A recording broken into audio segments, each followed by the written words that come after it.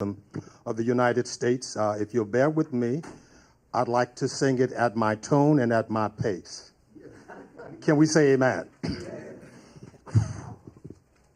Oh, say, can you see by the dawn's early light what so proudly we hail at the trumpet's gleaming, whose broad stripes and bright stars through the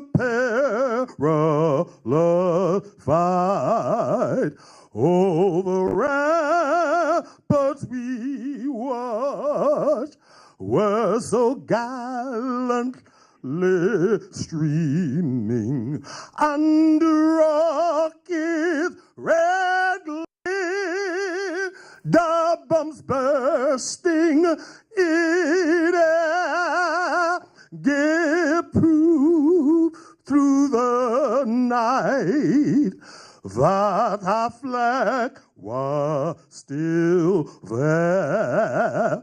Oh, say that star-spangled banner yet wave. Oh, the land of the free and the home of the brave.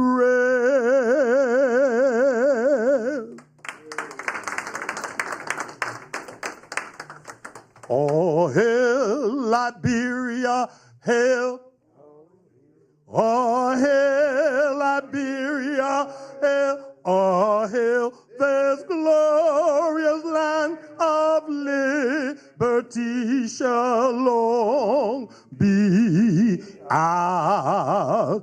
Though new her name, green be her fame, and mighty be her power. The new her name, green be her fame, and mighty be her power, and mighty be her power, and mighty be her power.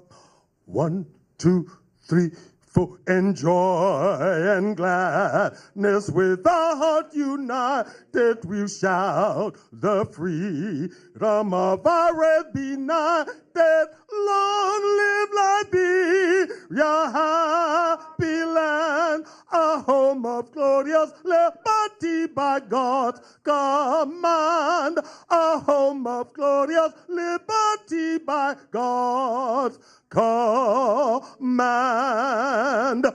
All hail Liberia, hail. All hail Liberia, hail. All hail in union strong success is sure we cannot fail. With God above our rights to prove, we will prevail. With God above our rights to prove, we will overall prevail. We will all prevail. We will all prevail. 1, 2, 3, 4, and hearts and hands. Our country will defend it, will meet the foe with valor unpretended. Long live Liberia, happy land, a home of glorious liberty by God's command. A home of glorious liberty by God's command.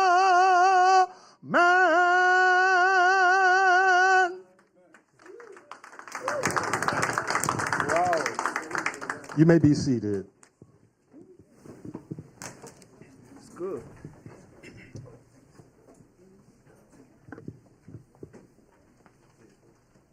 We will now have greeting by the Honorable. Hold on, Cole. I am stepping in your area. I'm waiting for you now that you've changed. Come here. I didn't see you. Cole will give us the greetings introduction. Will you come, Cole? Give her a hand, please. She wears many hats. The last outfit you saw was the working attire. This is the presentation attire. Give it up one more time for Cole. Thank you, everyone. Thank you, Reverend Martin. And at this time, we're going to call on Honorable Jeannie Blackwell to give greeting remarks. Please give her a round of applause.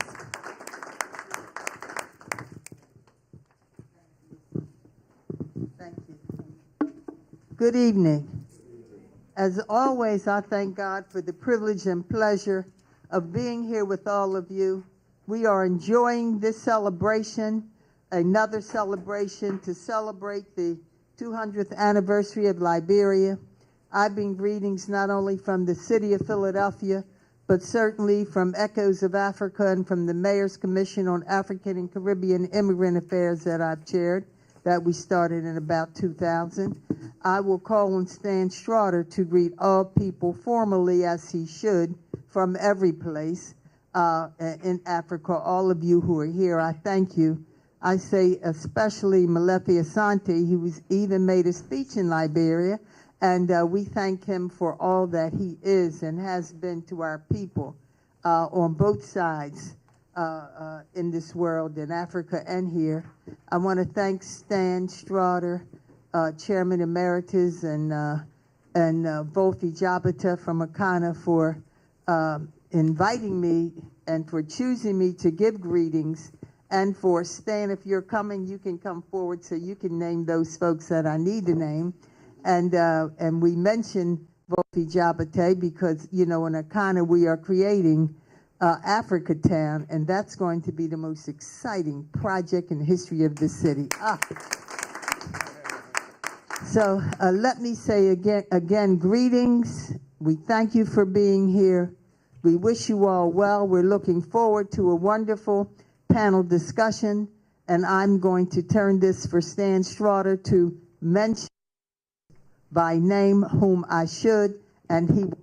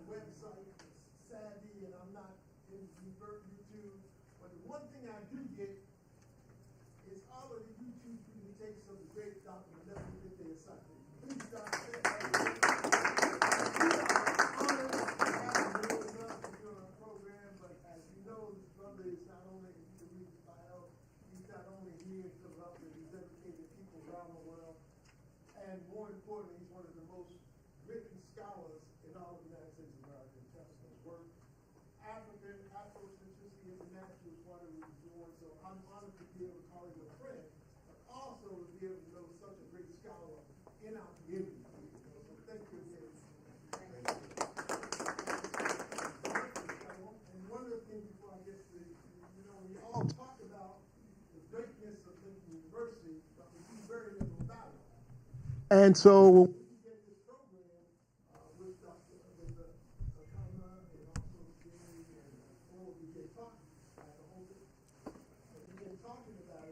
our great friend, she's not here. She has to be on her way. But Miss Gloria Dulane Wilson said, you got to do it at Lincoln University. So I said, why? Vofi tells me about the connection of Lincoln University to Liberia in this founding. So I called, and Gloria got us in touch with Dr. Diabiti, and she goes and tells me history, and Dr. Sante. She tells me about the St. Anna. Let's talking about Gloria, and she's here. She rides in on her horse. and I do want to say one of the great friends that Lincoln University has is Dr. Sante up at Temple University, because he told me, you need to meet Dr. Poe, all of those scholars up there, and he introduced me to him personally. So I want to thank you for that too, Doc. And so the idea was, how do we get us all together, scholars and everything? And so, Dr. Beatty, please stand up, because she is the one that made it possible ultimately for us to be here this evening. So thank you very much. She's also one of the scholars on this program to speak also. So let me just stop quickly, and this is my buddy here. He's my friend, my buddy, my partner. Even when I got to go cry, I go cry on his shoulder, okay? And my wife says, I said, I'm going over kind of with Vofi. She said, what? What y'all got going over there? Vofi, say a little greeting. Yes, greeting to all. It's an honor to be here and to be graced by presence of Dr. Santi, Dr. Jabate, Zebeth and Gloria and all of our panel. But today we are also honored to have among us here Mr. Tawan Se Gonklo, a childhood friend. And Tawan is running to be president of Liberia. Yeah. What a better candidate that we could have in the like of, say, Gonklo, because he has prepared himself from those days when we were at the University of Liberia. And Dr. Santi recently went there, and he see the enthusiasm. But I'm also honored to be here tonight to work with my staff at Akana. And I cannot say much about them because you have followed the trend of what we've done. And Africa Town is our destiny. It's here already. Somebody told me they have never seen a project in Philadelphia that has the support of nearly every politician in Philadelphia. We've raised more money in the shortest possible time than any project has ever done. So, ladies and gentlemen, these are my partners in whatever you call, I don't know what, I wanted to use the ugly word crime, but it's not crime.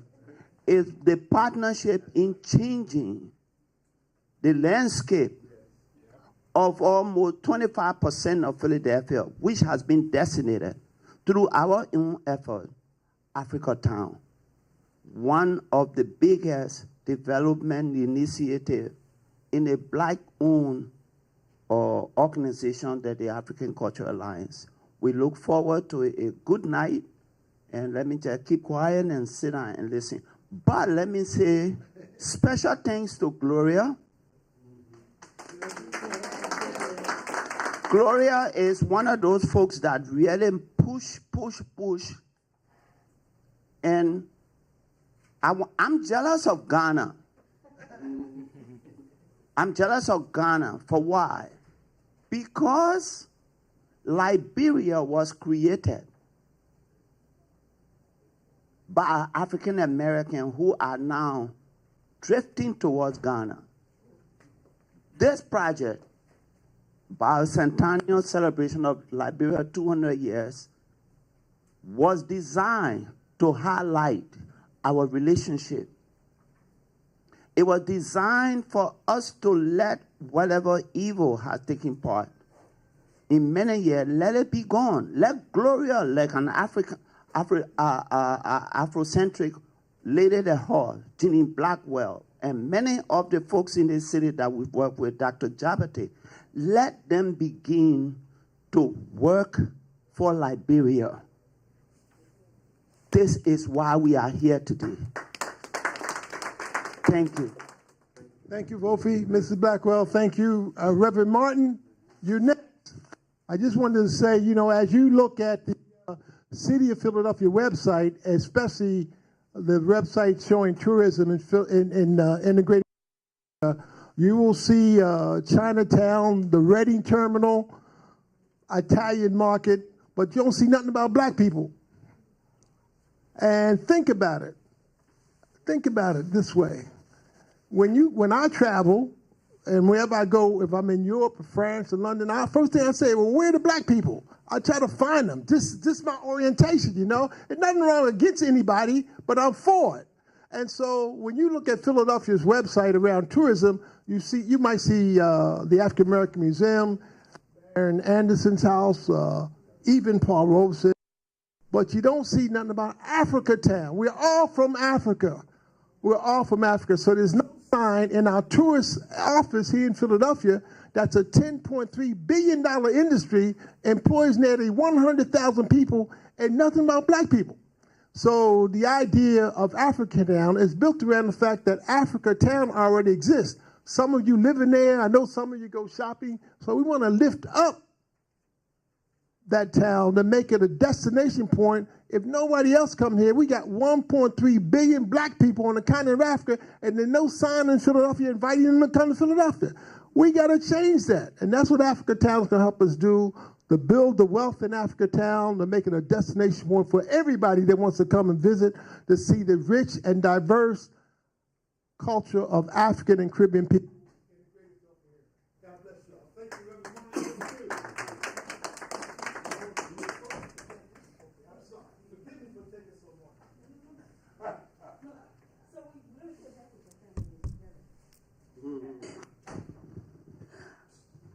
So we're gonna get started. I'm gonna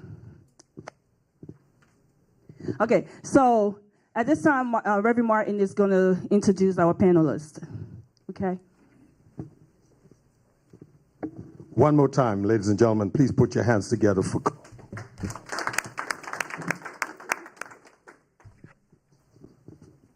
One, two. Let me say this. Many in the internet land are asking what this is all about, so I want to read the cover before I introduce our distinguished panelist. May I do so? Sure. This event is part of a year-long series of events commemorating 200 years of the arrival of free black Americans on the shores of West Africa, resulting in the establishment of the Republic of Liberia, West Africa.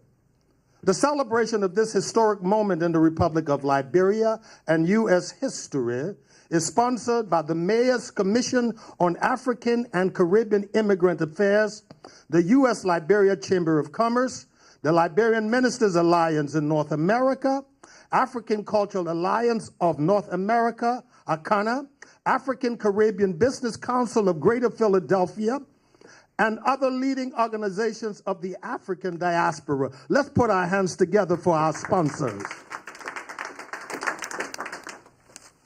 I am given this august task of introducing to you some of the most prolific minds in the United States who have made great contributions to the continent of Africa and have made great strides in the United States of America through their erudite learning, through their prolific lives, and through the great effort they make in bridging bridges. Amen. But first, let us put our hands together for Global. Give it up for Global and their instrumentality in having us here. Global meeting worldwide. Amen. Thank you so very much for the role you play. Our panelist, he is an African American with a full African nomenclature, meaning his name bears witness of his soul. Malif K. Asante, professor and chair, Department of Africology and African American Studies here at Temple University, International Organization for Afrocentric International, and president of Malif Keti Asante Institute for Afrocentric Studies. Let's welcome first our panelists, Dr. Malif K. Asante. Don't stop till he sits. Don't stop. Keep giving it to him. Keep giving it to him. Right here, sir.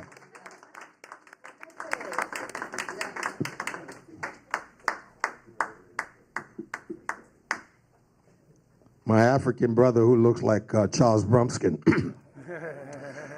Our next panelist is Madam Edith Gonglo Ware, MSW, social political justice activist.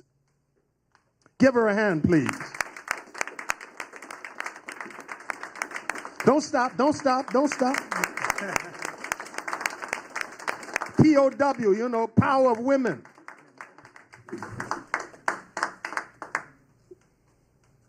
Our next panelist is the distinguished Director of International Programs at Lincoln University, Dr. Defani Jabate, EDMA. Let's give it up for the doctor.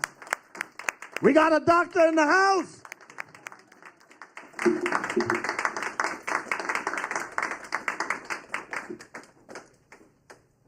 As you can see, the organization made sure that it was well balanced. 2 women, 2 men. The next panelist is none other than the son of our soil, President, U.S. Liberia Chamber of Commerce, business owner and community activist, Mr. Frederick Sam Gibson, MBA, MS. Give it up for Brother Gibson.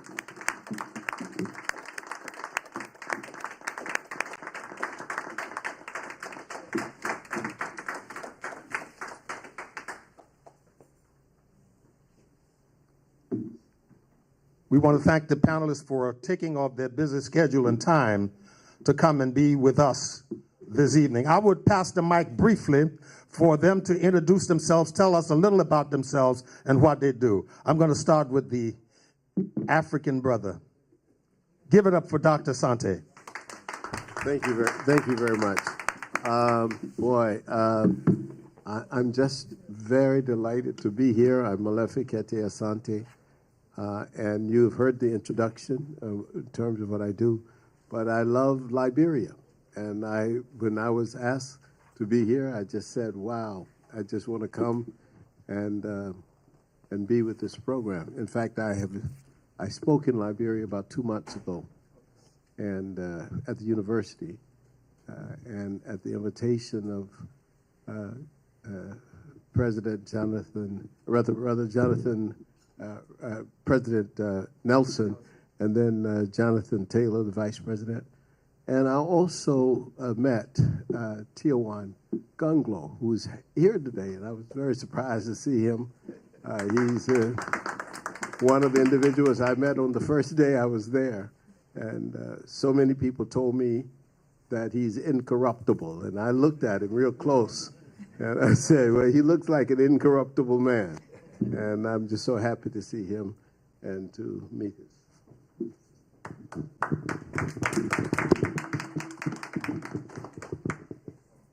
Well, this is a tough one for me, sitting here and, sharing the high table with these highly acclaimed women and men who have earned their spaces in our society. My name is Edith Gonglo Ware, a Liberian, who has lived between the 2 worlds, Liberia and Philadelphia, the city of brotherly love, and we say sisterly affection. I graduated from Temple University about 12 years ago. And then I went back to Liberia. I worked in the public sector in Liberia under the former President Ellen Johnson Sirleaf in her first term as superintendent of the 2nd largest county in the country. That's the equivalence of a governor, a position that I served for nearly 2 years.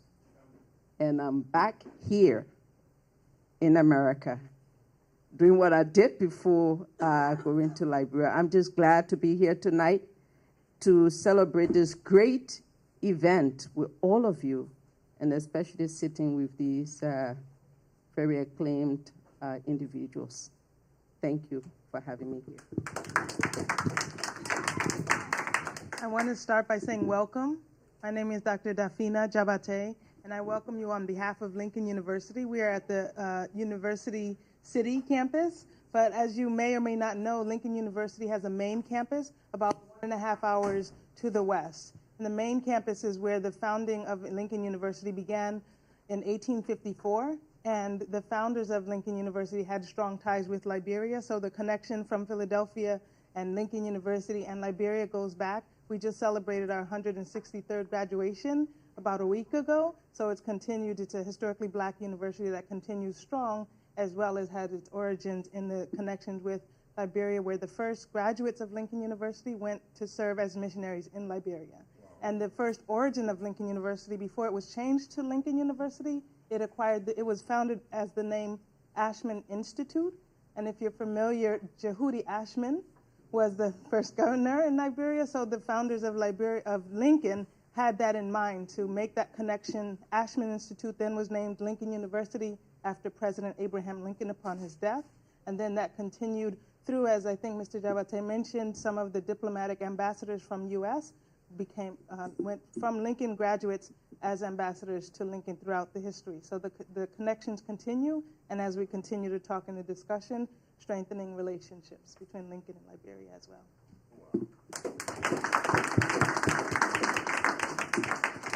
Thank you. Good evening, everybody. My name is Frederick Sam Gibson from Liberia, Grand Bassa County. Was born in Imba, a 33 years, going 34-year resident of the state of Pennsylvania, especially in Philadelphia. I obtained my undergraduate degree from Chester Hill College, went to St. Joe, got a master's in criminology, also enrolled and got 3 masters, actually 2 master MBA from Wilmington University. Currently, I am the president of the U.S. Liberia Chamber of Commerce. Here with me is my vice president for operation, Mr. Bati Topa, and we're happy to be here. I am extremely happy to share this stage with, like my sister said, with honorable men and women. And today's discussion, we hope, will tend to look at how we can bridge the gap. I will be speaking to you from a business perspective, because when I first started here, I started as a petite trader on 52nd Street, selling records. And today, here we are. Thank you, and let's have a good conversation. Come on, we can do better than give him a hand, give him a hand, give him a hand. My brothers and sisters, we're here talking about 200 years relationship. What does it mean? How did it get started? Where are we, and where do we go from here? Let us not make any mistake about it. The relationship did not start on solid ground. We know that Africans were brought to America on slave ships and taken off to Jamestown, where they were sold as cattle and less than human beings. We as Africans work in these United States on cotton fields and different plantations, from can't see in the morning to can't hardly see at night. Even after the Emancipation Proclamation, Africans who were now free asked themselves, free to do what? Free to starve, free to struggle, free to make it.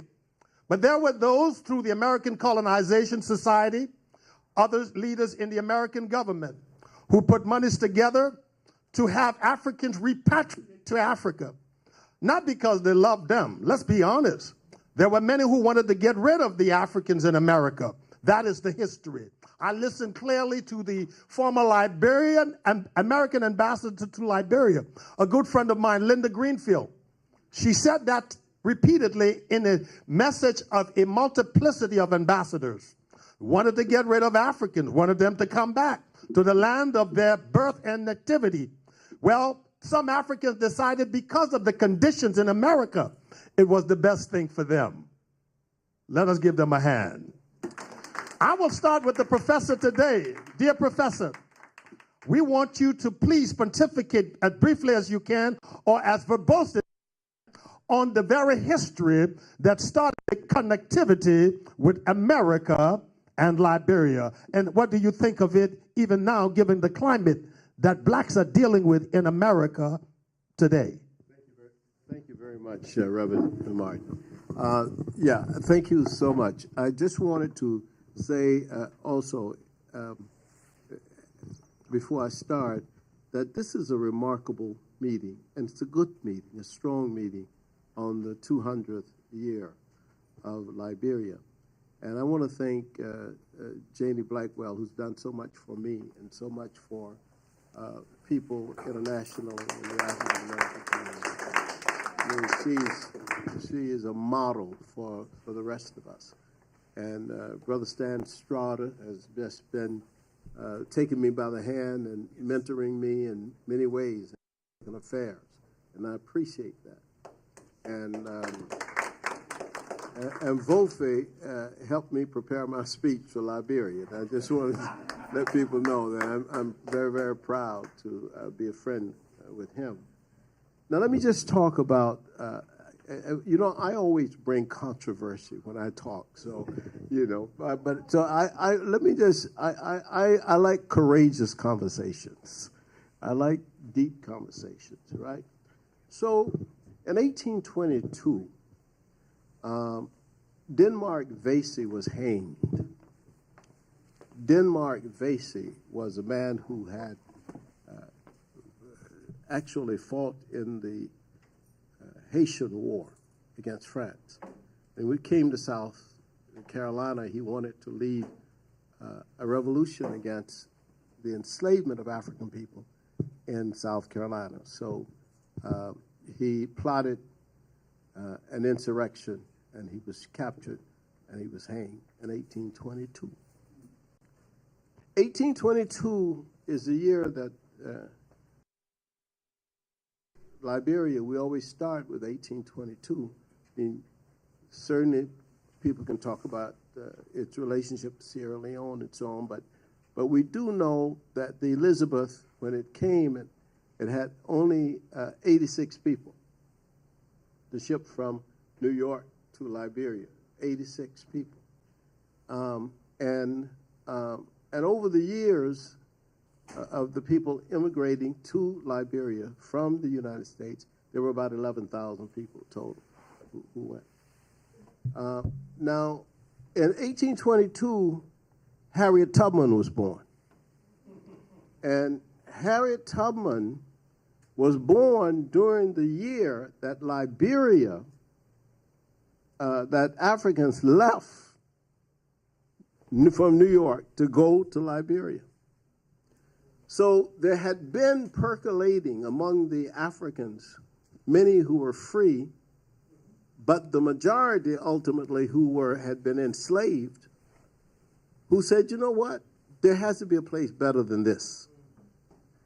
And those people, and Reverend Martin had mentioned it, those people with their courage, their audacity, you can think about this. We were first brought to this country, this territory in 1619. So it had already been 200 years that Africans were here. And yet these Africans said, even after 200 years, we need to get out of here. That's a story. So when I got to Liberia, Monrovia, one of the things I said was, given the complexity of the country, and I'll talk a little bit about that, where is the story? Where is the movie of the people on the Elizabeth? Where's the story of not just the fact people came from New York to Liberia? You know there were some issues on that ship. What were those issues? Have we ever imagined the people who took the audacity to say, you know what, I'm getting out of here? So that to me and I said this in Liberia, that to me is a story that still is untold. But part of its untelling is because of the attitude of the people who went. This is a controversy. Because many of them felt like they wanted to civilize the people on the continent who were already civilized. That's a problem.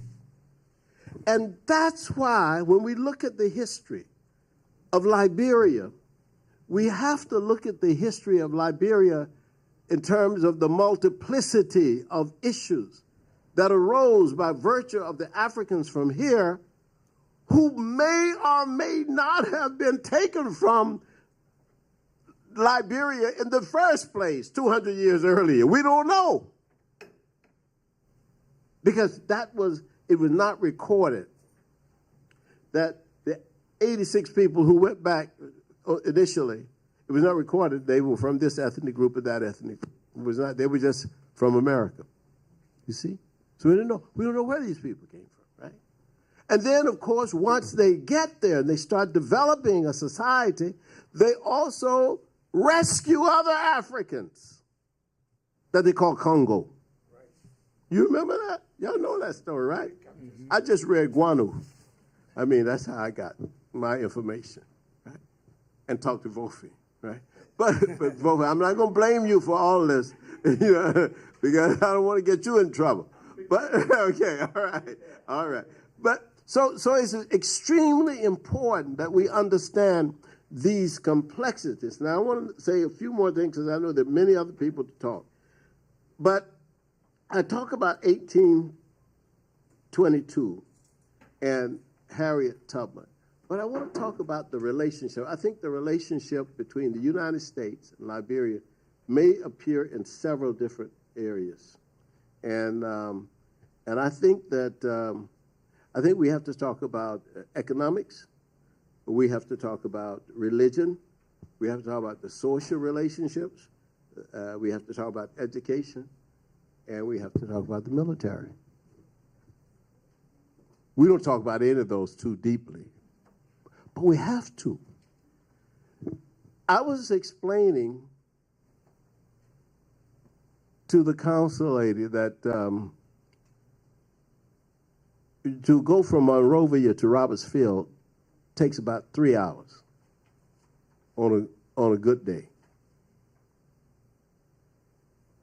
And I said, Roberts Field was built, and I may have learned this from Tijuana, I'm not sure, that Roberts Field was built by the U.S. military. I'm okay, I'm on solid ground. Right. And this was built because of the war with the Germans and because of the Rommel's army in Egypt. America needed a base in Africa. And that base, so Liberia, in terms of when it really got going, served to a large degree as a military support for the United States. It still does, really, I believe. I mean, I don't have any evidence. I'm speculating on that, right? But so don't quote me on that. I just tell you that the American embassy is still the biggest embassy in Liberia, right? I'll just say it that way, right? Secondly, education. The relationship we've mentioned about, Dr. Jabate mentioned about the relationship between Lincoln, but there were many relationships going on. There were actually, particularly the Episcopal and Presbyterian people going back and forth between the United States and Liberia. And particularly with Christian religion. I'm going to show you how this relates to what I'm going to say. To leave some controversy and some vision for after 200 years.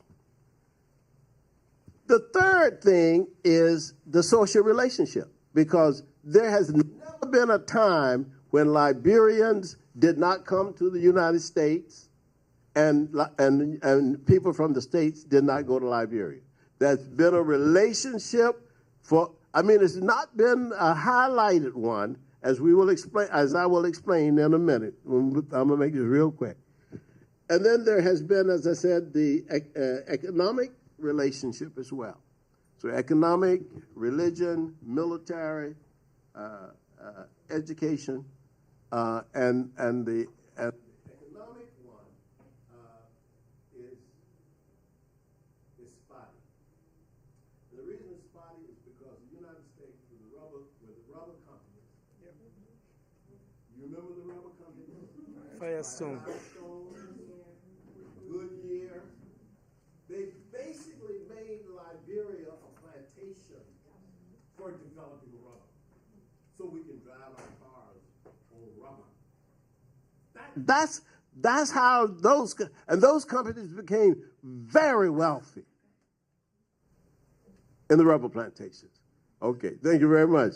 I will before I get I'm gonna give. Can I have 1 minute? Two minutes. All right. Okay, 2 minutes. I want to follow up with you. Okay. In a way, on this thing you're talking about, Firestone. Yeah. And here is my plight with this with Liberia and America and Akron, Ohio, Firestone, and Liberia, Snednotis. The very area that became the land that was given to Firestone was first pursued by Marcus Garvey and the Black National Movement. Marcus Garvey realized there were some things that were duplicitous, that were harmful to the Africans, because he discovered that there were some people still selling people. If we're going to be controversial and tell the truth, let's do it. That's right. Marcus Garvey wanted to go back to Africa, get the Black African movement going. America didn't like it because they wanted Firestone to have the land. They worked with W.E.B. Du Bois, who they sent there and undermined Garvey, this is my understanding, and got the land that was given to Firestone, more than 100,000 acres of land for pennies. That's right. 1 million acres. Oh, thank you. 1 million acres. Hold it. And then they at that time, the most economically sound stuff for money in the world was rubber. Yes. Liberia produced the best rubber, but not one rubber plant was built. Not one tire company was built. Nothing for gloves, nothing for raincoat. Everything was taken to America and then to build the same tire, bring it to Liberia, and sell it at exorbitant prices. Can you talk to us about that?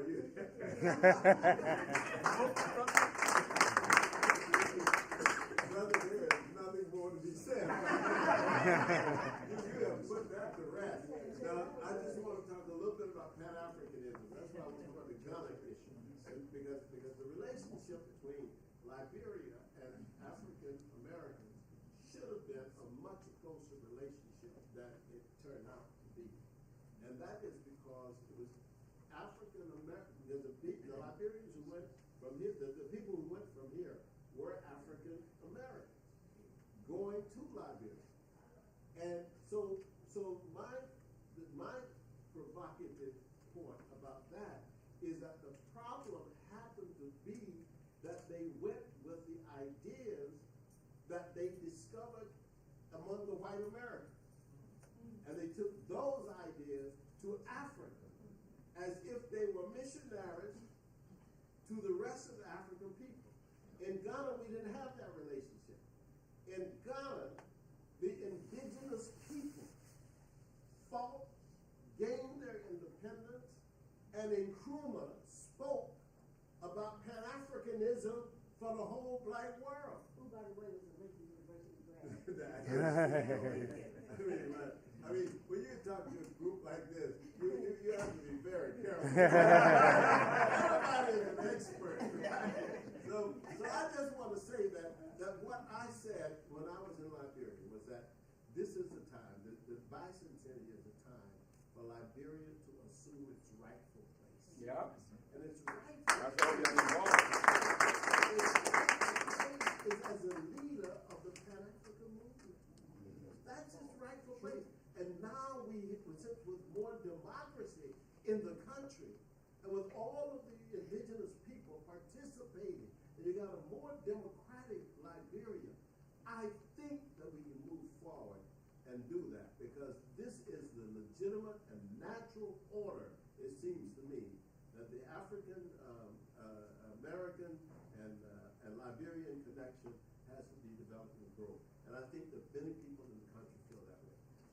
Let's give him a hand, please. Let me say that we will give you an opportunity to ask some questions. We will do that. Dr. Donald, how are you? I'm good. You're good. You're good. I'm glad to know you're good. When you were speaking earlier, you talked about your connectivity with Ellen Johnson Sirleaf during the first term. And I was trying to get it from you so you could say it when you talked about having served as governor of an area in the country, one of the counties. I hope you would just share with everybody that county, what that county is. And then once you've done that, I got one question for you. Tell us about the county. Tell us about the people. Tell them about their view of America today and how you see it, having been a politician, if I'm right. Am I right? You can't be, I know. I understand you were a progressive. I say kind of Okay. because Explain yourself. what politics represents in our country nowadays. You know, so I see myself more as a stateswoman. I see myself more as a stateswoman who saw things different. Felt that there had to be a better way to govern at the local level, to build bridges and to connect the locals with their government. So that's why I don't consider myself as a politician. Because politicians are those who will say what they want you to hear and what they think you want to tell them just for elections. So I don't see myself as that. But let me come back to your question about the county that I led as superintendent. Like I said, it's the second largest county by far, by land size and population. And the most productive county in Nigeria with resilient people as well. I was superintendent for 1 year, 10 months. And within that 1 year, 10 months, we were able to connect with our people in such a way that they understood what government meant or what government should be or how it should be for their best interest and to advocate for them in places that they could not reach. And so we're able to build that relationship during but I'd like to come back to talk about the controversies that surround Liberia as a nation. It started with the African American repatriation to Liberia, but it extended even with the formation of the Organization of African Unity. That was done in Liberia and in my county. Today, that history is lost. Something is wrong. Today, all you hear about the Organization of African Unity and now the AU, that's the African Union. You hear that it was formed in Addis Ababa, Ethiopia. There is so missing link where Liberia does not claim its space and its place in history. We have such a rich history. But what I can sum all of that into is lack of leadership that has been spanning nearly over 170 years of the existence of the land. Our country has been so disadvantaged to be led successively by leaders who not all of them, but the majority, 50% of majority, because the good ones never really lasted, who have been led by people who just wanted to fill their pockets, for lack of a better way to describe it. And so because of that, they never went after the history of our country. The rich history of our country was never really discovered. And so you have today other countries claiming the space and the reputation that Liberia should have. Liberia is actually a beacon of hope for the rest of Africa.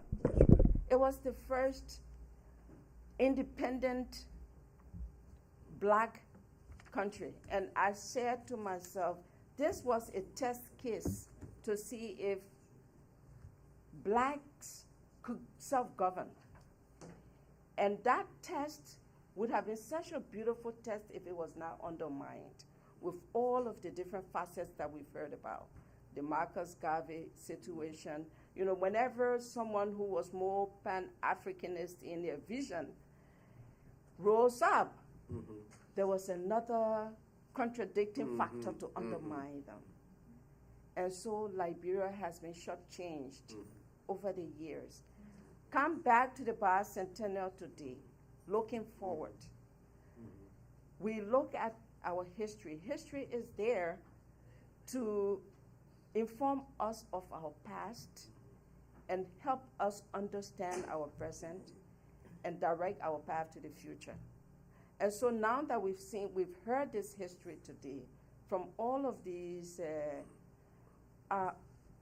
widely read individuals in this hall, especially Dr. Asante, with this bicentennial, what are we going to do going forward, sitting at Lincoln University, a university that was named after Shewudi Ashman, the first white governor of Monrovia, Liberia? What are we going to do? How do we connect? How do we regain the past that has been lost to some extent? How do we rekindle that? I think that's the question today. We are at the point where we need to rekindle what we thought was lost. And as someone who has participated in a public space, the country is hungry, but at the same time they're confused because of all the many years and decades of, misrule. They are at the point where citizens have lost complete trust in public leadership. And so maybe institutions like these or the commercial sector could rebuild that hope that is lost within the society. And I like to end, because I see Reverend Martin standing up, I like to end by saying that we are opportuned at this particular time. I think that this is just the right time. Everything is happening for the right reason. Like Christians, we Christians will say, God says nothing happens before its time. We are opportune to have Councillor Tiawan Gonglo in the hall here today. I think he represents that change for the best. As we are pondering these questions as to where do we go from here, over time, the political answers we will gain, the social answers will come through our political answers.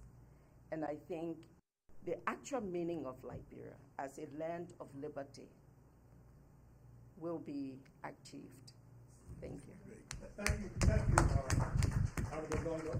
You made some key statements which are so important. You made mention something about history.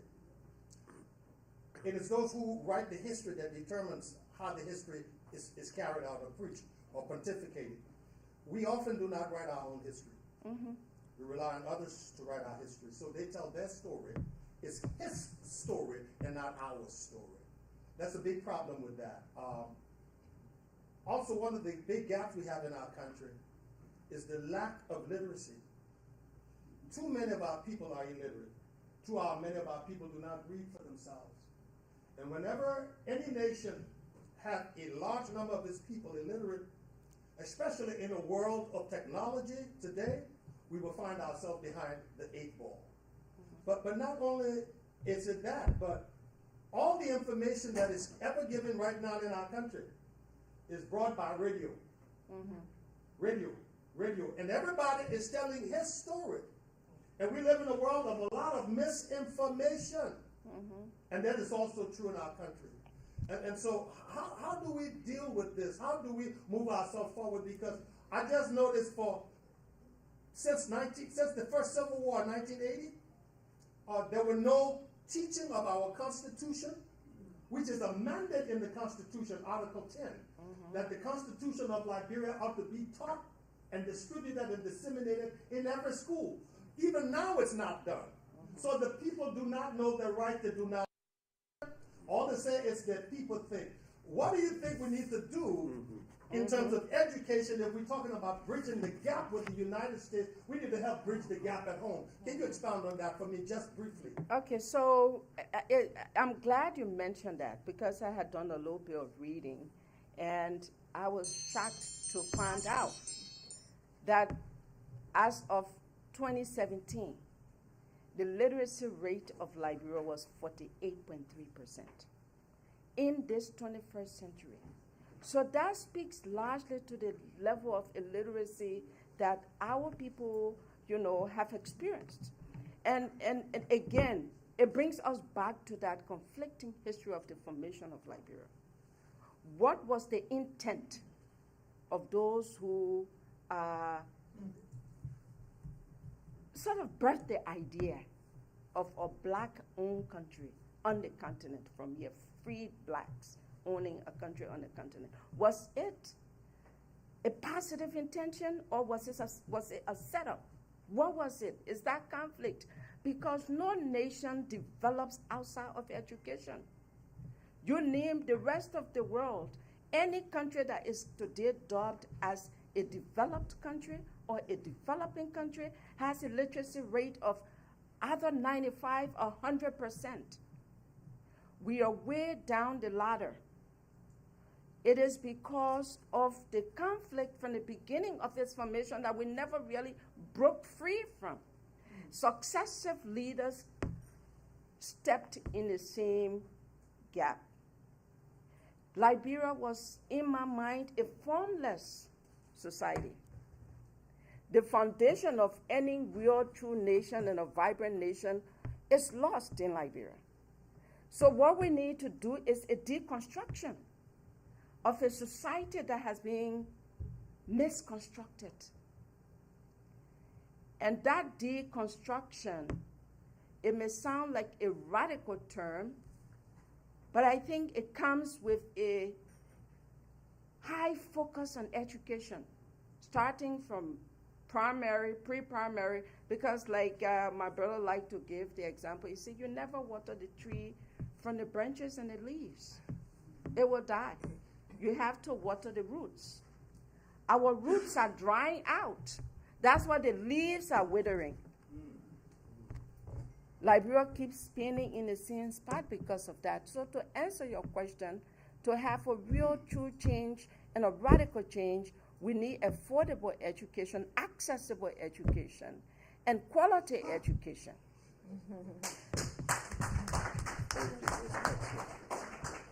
It's not about the universities. That's right. It's about the foundation. Because by the time our students get to the university, they're already lost.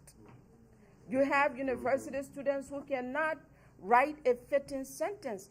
They are victims of a flawed system. And they go ahead to re-victimize others. So we have this cycle of victimization going on. It has to stop. And it starts with us here. And what better place to have that conversation than Lincoln University? Thank you. I'm glad you brought up Lincoln. That was started not just to educate freed black men in America, but to prepare them for nation building in Liberia. That was the purpose of Lincoln University. I think we can rekindle that today. I wanted to. This is the perfect segue. Thank you. We have our sister. Let's give. We don't want to bring back. We have a well-educated, a well-erudite, learned panel. Let's give the panelists a hand thus far for what they said. Thank you so much for those points that you raised, because some of Lincoln's history speaks to the issues that you raised, and also you, Reverend Martin. 2 points I want to mention about Lincoln's history that prove as examples of some of the critical approaches on progress. One is writing our own history. So when we talk about writing history, like I mentioned, Lincoln University celebrated 163rd graduation on the Sunday, May 15th this year. Horace Mann Bond was the first alumni president of Lincoln University, and he wrote a book that's about this thick, very heavy. It's called Education for Freedom. In it is anything that you could think of about Lincoln's history, and I think it goes up to a certain point. It's not up to the present, but it's that historical, deep, deep research that scholars do. Every little line, everything, that the background story preceding Lincoln, as well as the dynamics of as the university developed, as well as chronicling each president. So when I wanted to look up and find out what was the foundation of Lincoln, what led to 1854 being the creation, I was able to see that James Amos was a black man in the free town of Hinsonville who was curious about wanting to get an education. He knew that John Miller Dickey had gone to Princeton University. He approached him and said, "Can you teach me?" And so after his persistence, James Amos was able to convince John Miller Dickey to found Lincoln University. John Miller Dickey was connected with, like you mentioned, Professor Asante, with the religion, so John Miller Dickey was connected with Presbyterians. When James Amos said, "I want a place to live, to be educated," John Miller Dickey approached other Presbyterian from the Newcastle Presbyterian in Pennsylvania, Delaware, and Maryland, raised funds and allowed for that to the Ashman Institute to be created. And because of John Miller Dickey's understanding that there was that connection with the Presbyterians and the missionary in Liberia, that's why he put it into the naming it after Jehudi Ashman. So that book is filled with so many details that even in 2022, we can go back and trace that lineage, and then see that when James Amos and his brother Thomas Amos and Armistead Miller were the first graduates of Lincoln, they graduated in 1859. The following fall, they were in Liberia. Yeah, and even the third graduate, Armistead Miller, his family had left Louisiana, gone to Liberia, and then when it was time for Armistead Miller to get educated, he came back and went to Lincoln University. Sure. It was against the law. Exactly. Black people to read. And if a white person was caught teaching a black person to read, they could be harmed. So these guys took their lives in their hands. And add to the danger of it, if you look at the geography of Pennsylvania has a flat border. On one side is Maryland, which was a slave-owning state, and on the other side was Pennsylvania. And so people who were seeking their freedom had to risk their lives to cross into a free state, and because of the Fugitive Slave Act, they could be persecuted across that land and be brought back. So it was, in addition to seeking education, but also defying the law and risking their own lives. So, but just to the point of writing our own history, that's one of the many details buried in the book by Lincoln University President Horace Mann Bond. And then the other point about education,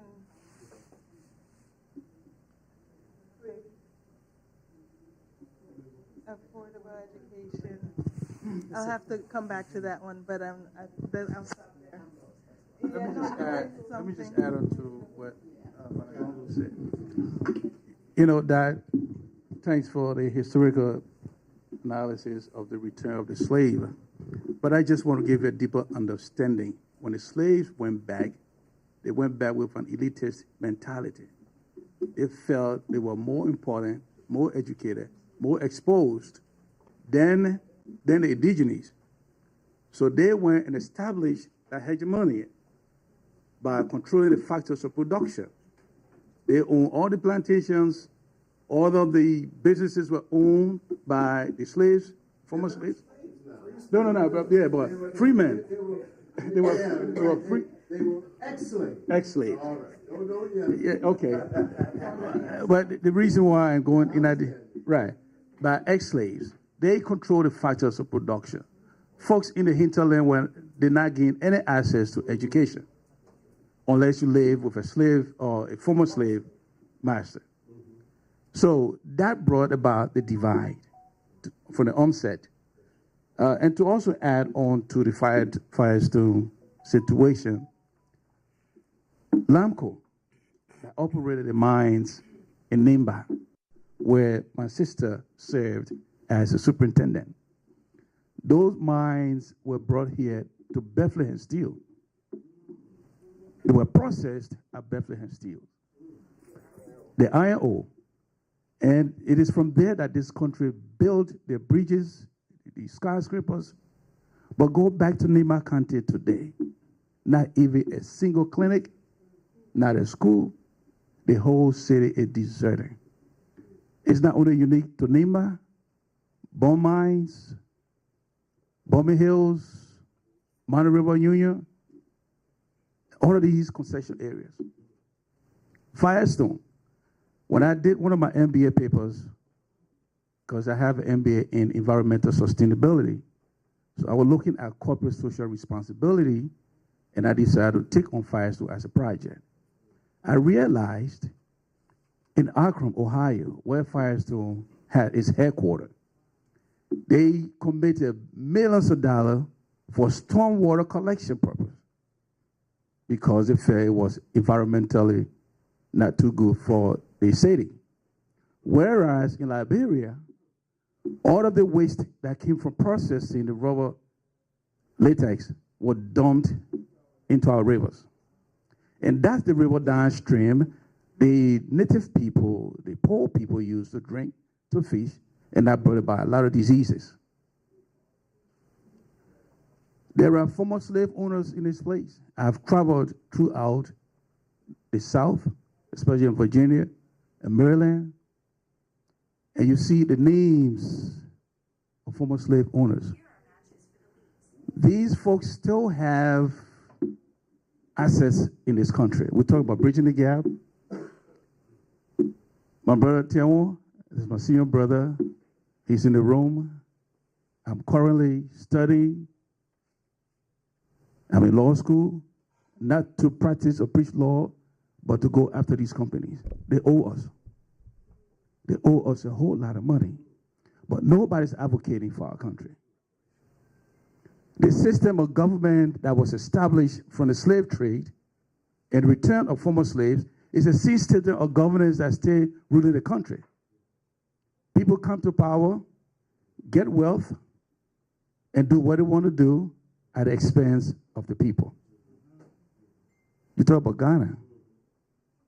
The French-speaking countries that were colonized by either France or Belgium, or countries that were colonized by France, Belgium, other countries, go see the capital.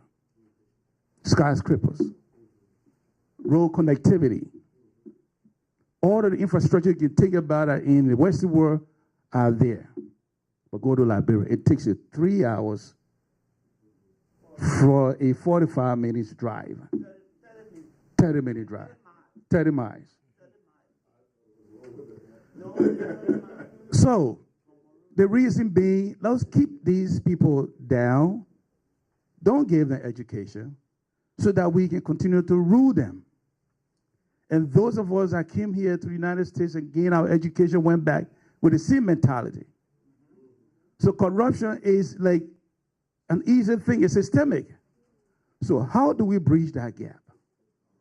What can we do to create an environment that will allow the people of Liberia, we're less than 5 million people, less than 5 million people, with all the mineral resources at our disposal. Why should we continue to be at the bottom of the ladder? And what interests me most is the two older black countries of the world, Haiti and Liberia, are the two poorest countries in the world. What's going on, folks? Anyway, thank you. Let's give it up for the panelists. Let's give it up for the panelists. That's a thought-provoking question. There are some things that came up, and I just want to quickly reflect on. You mentioned Firestone again. You mentioned the Iron Ore Company. A few years ago, I was invited to sing both national anthems in Washington, D.C., and our then President Ellen Johnson Sirleaf talked about what some of these companies did, like, for instance, LAMPCO. They took out the iron, but they took more than that. They took minerals. They took diamonds. They took gold. And what did they leave us? They leave us a big hole That's what they left us, a big hole. You're right. Akron, Ohio was built up from Liberia. Bethlehem was built off Liberian steel. But what happens with Liberia? One of the richest countries in terms of natural resources in the world. We should not be poor, but we are being exploited. And may I add, my brother, a lot has to do with our leaders. Our leaders were not leaders of our people, but they were clients to foreign companies, foreign governments, foreign enterprises. They sought for themselves and their children and never sought for the benefit of the Liberian people. Isn't that the truth? Let's tell the truth. Let's tell the truth. Asante says he's controversial. He'll tell the truth, the whole truth, and what? Anybody got a question for any of the panelists before I go on? Yes, sir. Please tell us your name. Gary Watson. And I'm happy to highlight the fact that I was invited to this, and I had also happy to celebrate the fact that I visited your country. I just came back December 1st. And thank you. And I just want to mention and punctuate what all of the panel was pretty much informing us. I was there. I was amazed to find out you guys didn't have a post office. I was amazed that the kids had to pay $400 to go to school. These are the questions I did. I have a background. I used to work for KYW here many years ago for Mike Douglas TV show. So I have that genetic gene about reporting, getting information. I asked a lot of questions. I saw a lot of police very corrupt there. Very corrupt. You know what? And you know what else was shocking to me is that it's such a beautiful place. The people are so nice. But you guys are lacking with tourism because of the crime. I don't know if you know this. When I took Air, I was just telling Mr. Gibbs, I arrived there on Air France. They don't have Air France anymore. For some reason, it just happened in the last 5 months since I was there. I came in with my vaccination shots, COVID shots. I get to your airport in Monrovia, and they shake me down for another $300. These are the kind of things that, with the internet, it doesn't take long before that is a pandemic of information that could cripple and paralyze any country that's trying to revitalize themselves. I think the core of your problem, what I saw, is the political atmosphere. Yeah. If you guys may be able to be the antidote, and I applaud you guys because you already are tapping into what the problems are. But you're going to have to be able to take the spearhead, and you're going to have to generate and create some kind of movement beyond those perimeters, because that's the only solution. Because it's so infected there. When I was a tourist there, I fell in love with all the people there. It was so nice. I like the country, but we could get this tourism going. We can partnership with people like icons like Jamie Blackwell. Believe me, you can't have a better friend because she's a teacher herself. She don't want to tell you her background. She's a teacher, so she has that consumption for the expansion of knowledge for kids and education. I was shocked when I found out that there's so many kids in your population cannot attend school there if they don't have $400. Thank you for this opportunity. I want to go back. I want to talk to Mr. Gibbs. I'm hoping that I can partnership with you on some future projects. But once again, I want to applaud all you people for coming to this, because you guys are going to be the nerve and you're going to be the pulse of hope for your country. Give our brother a hand. 1, 2, 1, 2, 1, 2. I'm coming to you for a quick second. I just want to take it back on Martin Luther King's word. He said, our struggle is inextricably bound with your struggle. We are one people. I'm coming to you, my sister. Yes, sir. Are you getting me on the mic? I'm not getting the volume. No. Not that I need it. Okay, there we go. Thank you, Reverend Martin, and thank you, our able panelists. Please tell us your name and where you're from. I'm Reverend Dr. John K. Jala.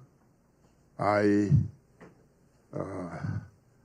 worked for 23 years at the JFK Medical Center from the construction time up to the time I left. And as technician, the last 8 years as chief engineer of the medical center. And from there, I went to the Ministry of Internal Affairs as Deputy Minister for Operations. My sister I got two sisters in. Okay.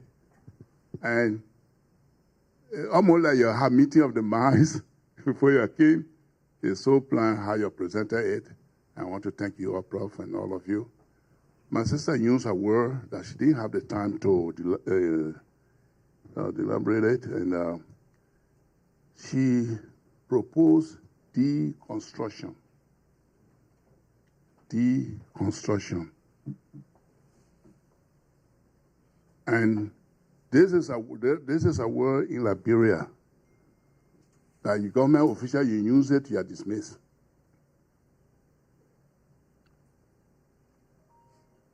Even if you use it in an intelligent way, put it in different educated way. If you talk about decentralization, you become an enemy. You talk about the central government giving up some power. And so, the question is to all of us, maybe the panel will help us with. Brad Gibson began a conversation. I hope he will really capitalize on that. See, that we need to emphasize this deconstruction. Have leaders that are willing to restart.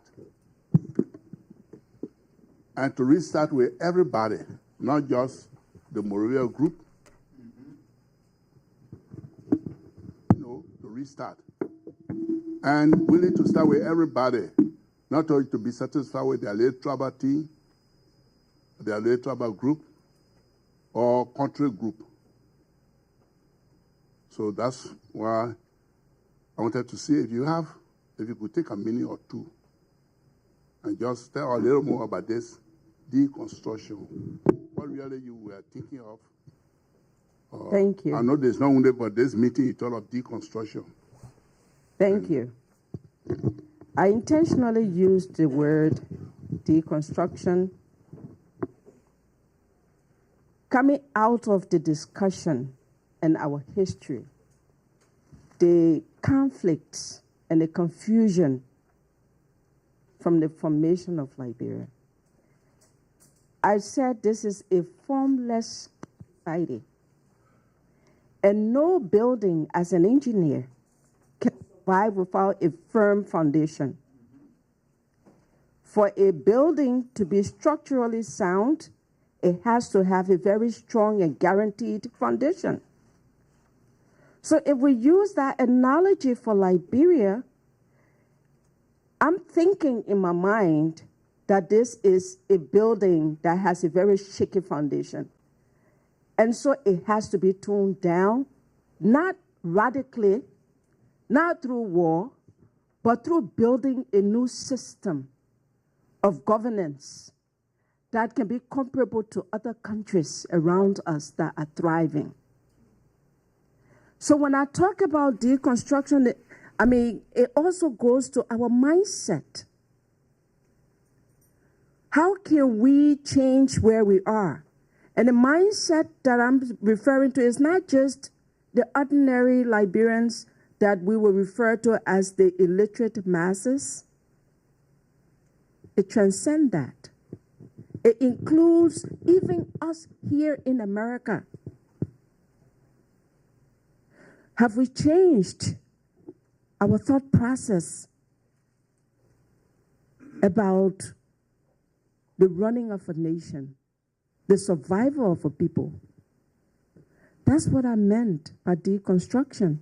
In many spheres of our national existence, we need to make a radical change. We need to break clean from the past. But what I see happening is successive leaders step in the same, for lack of a better word, it's like a puzzle. You take out one piece and you put the same piece back. That fits right in the same spot.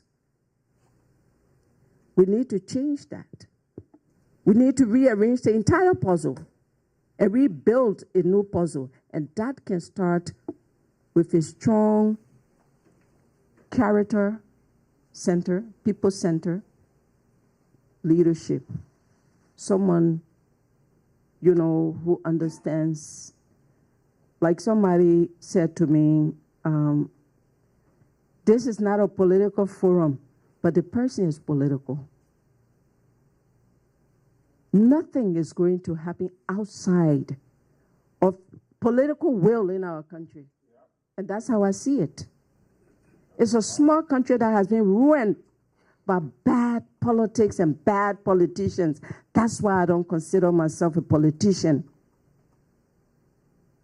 because of the reputation that the politics of Liberia has perpetuated in that country. And so, Reverend Jala, to answer your question, by deconstruction, I meant from the past, how our country was set up, how it was governed. We need to find a new and workable direction like others. All right. Yes. Yeah, I just want to add to that, because I think that was very, very powerful. A nation, to be a nation, has to have a mission. And what I do not see and did not see is this sense of a united mission for Liberia. You need a visionary. That's why you need a visionary as a leader of the country, a man or a woman who has a vision about what the nation should be. And that's why I have offered the idea of a Pan-African nation as a vision. But that's going to take the teaching at an early age of all the students into some form of national identity, where they can have, where people can come together, not around ethnicity, but around a focused vision that in order to be the best country in the world, you've got to move in a common direction. And one of the things I did when I was there, Mr. Watson gave a very wonderful, powerful talk. One of the things I did, Mr. Watson, when I was there, because it was my first time in Liberia, I mentioned to people, I met Tiawan Gunglo sitting in the cafe, in the restaurant of the hotel where I was staying. And he had come there because he goes early in the morning in order to get to his work before the traffic gets on the road, because it's tough. So and it was, I think maybe the two of us sitting in the restaurant, we start talking. And so when I went away, after I talked with him, I went away, went into the city, I did some talks, did some tours, and I talked to people, and I asked them, do you know this guy Gunglo? And they all said to me, he is an honest guy. He fights for the people. And that was some refreshing for me to hear that the ordinary people, taxi cab drivers, are telling me when I say this, because I just met this man. This man is running to want to be president of the country. Is he a good man? And all the ordinary people I spoke to said so. And I was impressed by that, because even in the United States of America, you ask questions, is this a good guy? You don't know what answer you get, right?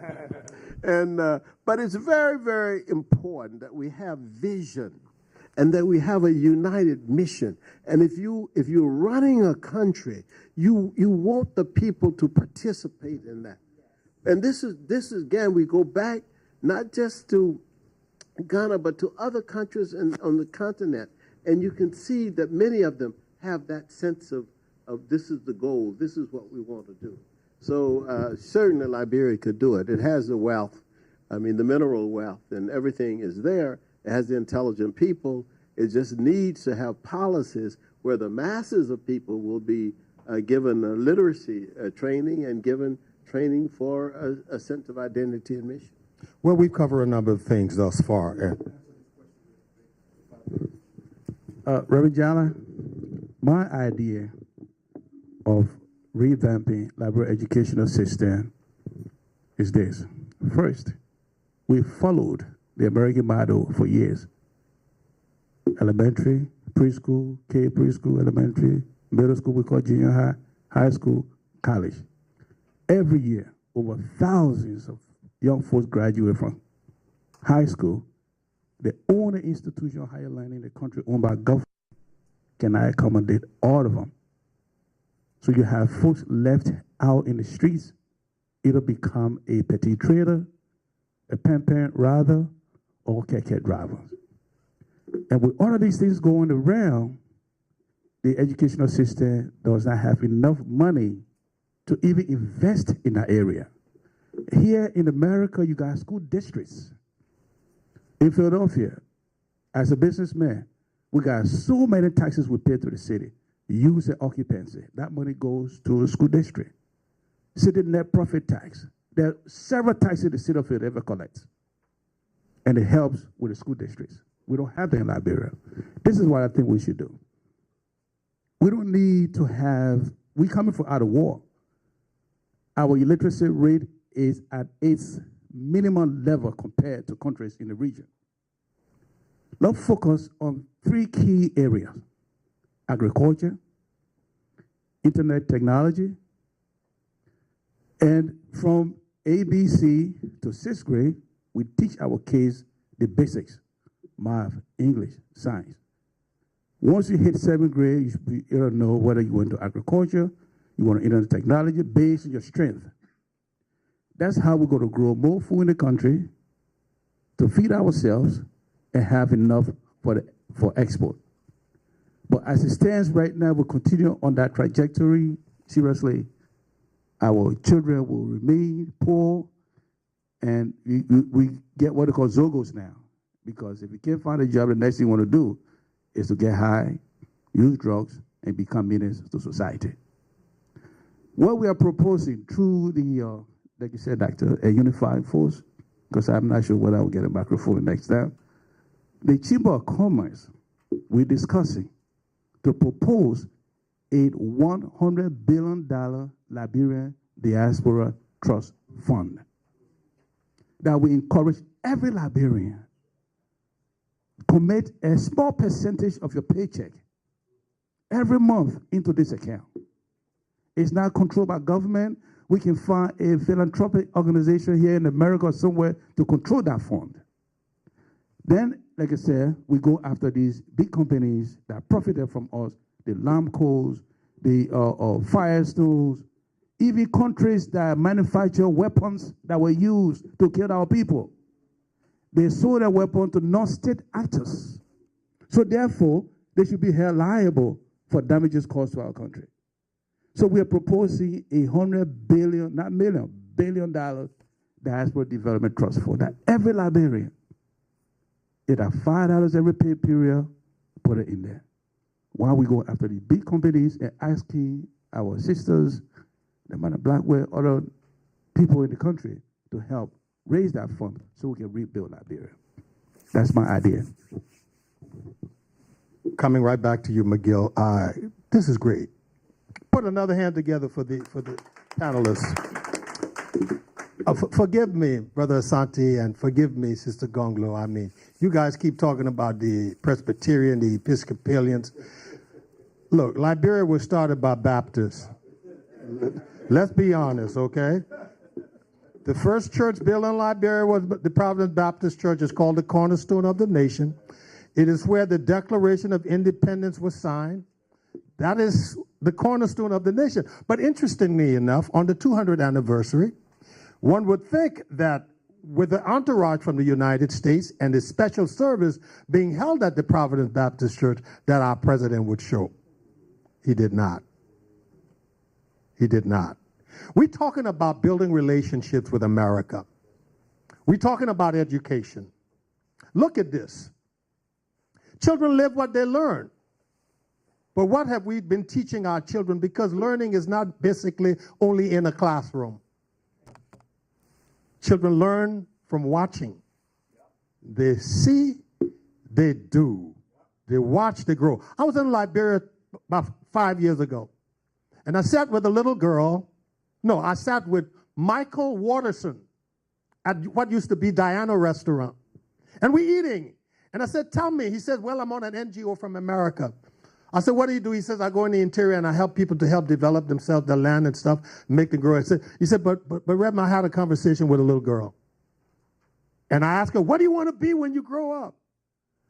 And she said, when I grow up, I want to do man business. I didn't get it. I'd been in America too long. So in my understanding, I thought that she wanted to do business like men do. He said, no. She wants to become a prostitute. This is the aspiration that our daughter has. You ask our sons, I want to be a politician. Why? So I can lick my own. So I can steal. When I was coming here, I listened again to Linda Greenfield. And she said the greatest problem Liberia has is corruption. Because when we do, we kill babies. We kill pregnant women.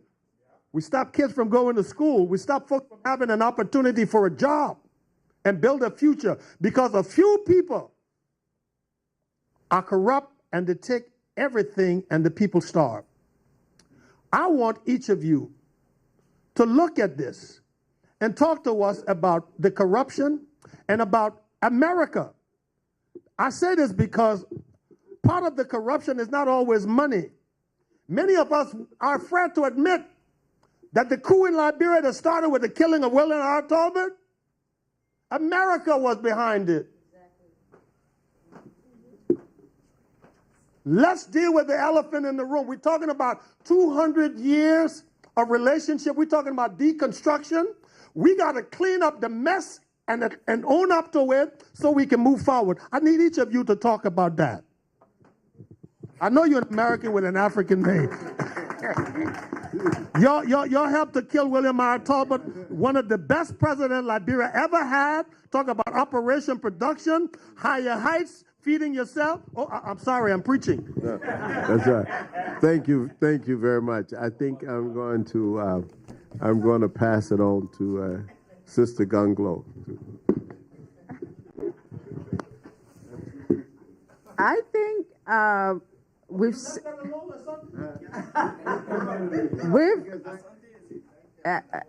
said enough about corruption. There is no living Liberian on planet Earth that does not know that Liberia's lack of development and lack of social services are caused by the looting, broad day looting of our treasury. And so I think what we haven't done, we've identified the problem. We haven't found a way to solve the problem. If you take this microphone to each of these Liberians in this room, election is coming 2023. That's next year. And we know that leadership is about character. And it takes years, decades to build your character. It takes you a second to become a millionaire. You can win a lottery overnight and you're rich. Never get your character overnight. You build it years from your formative. We are checking the background of the leaders that are asking us for their votes.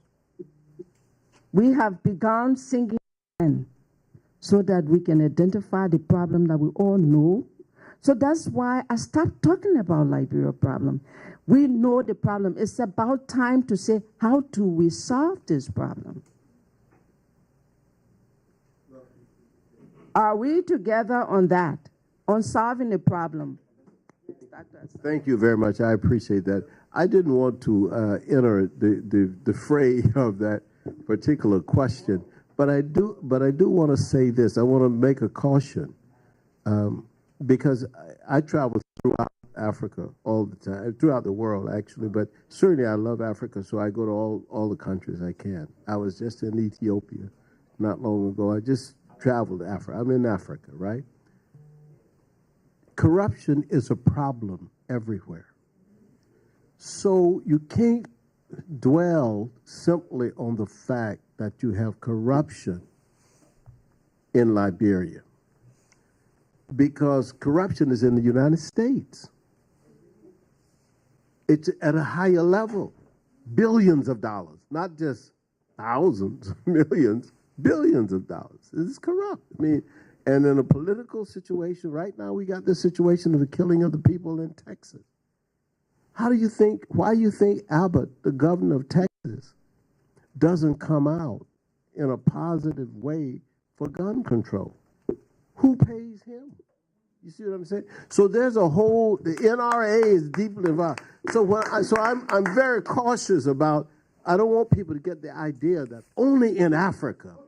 I mean, that's the point I was reluctant, but I just want us to know that you're right. We got to deal with the local issue in Liberia, but that comes from the character issue, which Ms. Gunglo was talking about, because absolutely in most African societies, the people believe that the highest virtue is not love, as the Christians say, but the highest virtue is good character.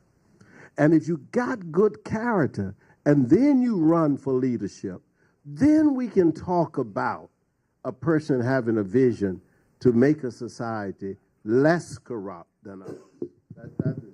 Thank you, Dr. Asante. Let me just quickly say, make a point here when he talked about corruption in the world, in America. That's true. We know corruption is everywhere. But why Dr. Fambula said before, why other countries are crawling, Liberia needs to run. It's because of where we are. So we cannot do what others are doing because we're too far behind. That is why we need to start first with this one menace that we know is crippling the country. It's a small country. It doesn't take much to rebuild. But you need to clean that first. If your treasury is leaking, it's almost like a net that you put in the water. If you put a fishing net in the water and you take it out, it doesn't contain any water, right? That's how our treasury is, as described by Councillor Gonglo. I'm just borrowing his phrase here. So we have to stop the leakage first before we can do anything substantive. Thank you. Oh, okay, McGill. What's wrong with me? Absolutely. Let me correct myself, Sister Gloria. I wanted to make you last. You know why, right? The last is the best. I go along with it. You know, Aries always have to be first. I wanted to add, because I love what you said about the education and technology, but you've got to get back your trades. You've got to teach people how to do things to be self-sufficient. They have to know how to build. One of the things that we're having right here in America, right here, right now, is they took vocational education out of the schools. So now kids can't get jobs because they can't get the training. They bring people in from other countries, no offense, from other countries to do the jobs that our kids used to be able to do. So the technology is important. One person I want you to look up and read, Carter G. Woodson, The Miseducation of the Negro, which applies to Liberia like it applies to us here in America. And that will give you a good blueprint on how to get and rebuild your educational system from the ground up. Each one teach one. When I was at Lincoln University, I had a lot of classmates from Liberia who came to Lincoln, got their degrees, and went back home and taught what they learned.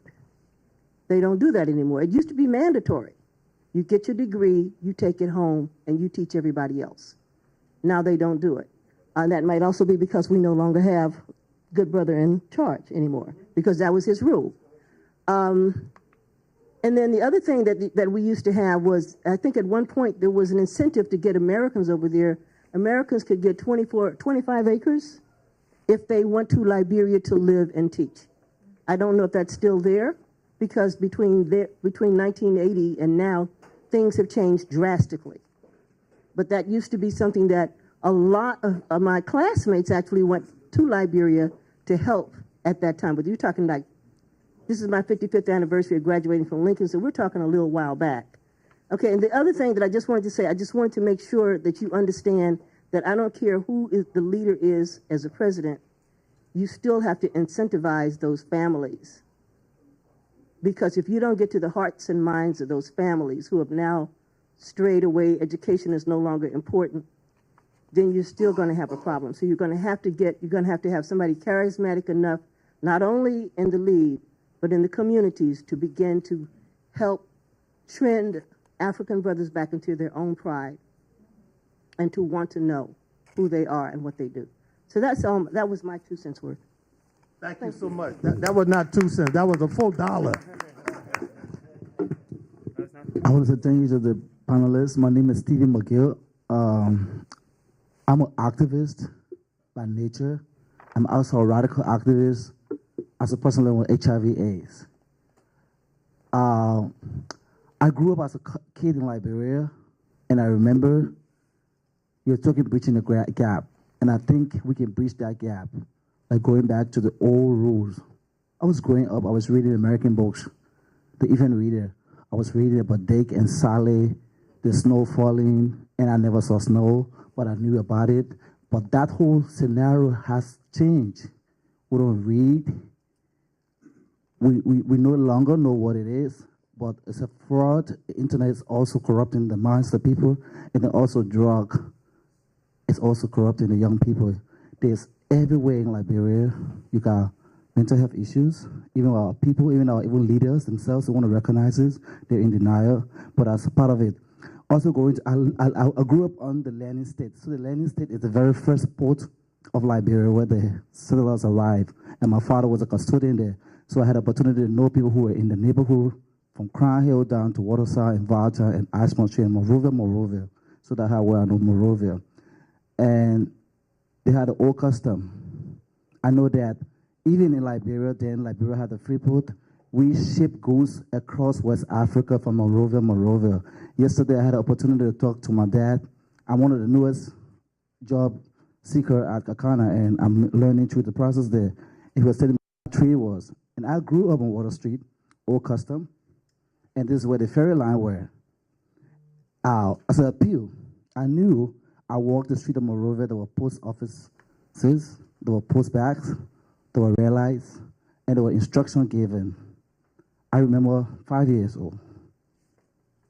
When you came to Liberia, I saw the president, I appreciated it, and I knew how to get from our Newport Street resident to EJ Road where they had dance for children and then the private island.